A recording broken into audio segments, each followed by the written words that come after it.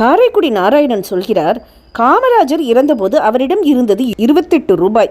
அத்துடன் என் துக்ளக் பத்திரிகை என்று சோ பெருமையாக குறிப்பிட்டிருக்கிறார். சோ தொடர்ந்து என்னுடைய 3 படங்களில் நடித்தார். இவர் நாடகம் எழுதிய காலத்தில் நானும் எழுதினேன்.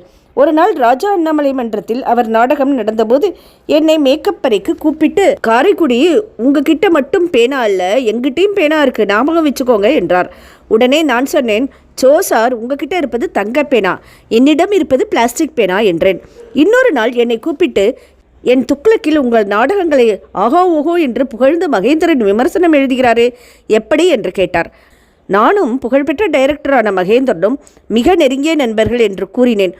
ஒரு சமயம் என் பால்ய நண்பர் பழ கருப்பையாவை அவருக்கு அறிமுகம் செய்து வைத்து துக்ளக் இதழில் கட்டுரைகள் எழுத காரணமாக இருந்தேன். மனோரமாவை சோ பெண் சிவாஜி என்பார். என் படத்தில் மனோரமாவிடம் சோடா என்று சோ தர மனோரமா பதிலுக்கு போடா என்று சொல்லுவது போல் வசனம் எழுதியிருந்தேன்.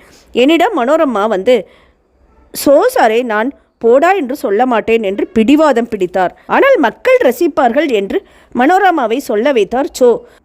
மக்களும் தியேட்டரில் ஒன்னே ஒன்று கண்ணே கண்ணு படத்தில் இந்த காட்சியை பார்த்து ரசித்தார்கள், சிரித்தார்கள். ஏவிஎம் பொன்விழாவில் எல்லோருக்கும் விருது கொடுக்கப்பட்ட போது தமிழக முதல்வர் கருணாநிதி எனக்கும் விருது கொடுத்தார். அப்போது மேடையில் இருந்த சோ, உங்ககிட்டையும் தங்கப்பேனா இருக்கு என்று தோளில் தட்டி கொடுத்தார்.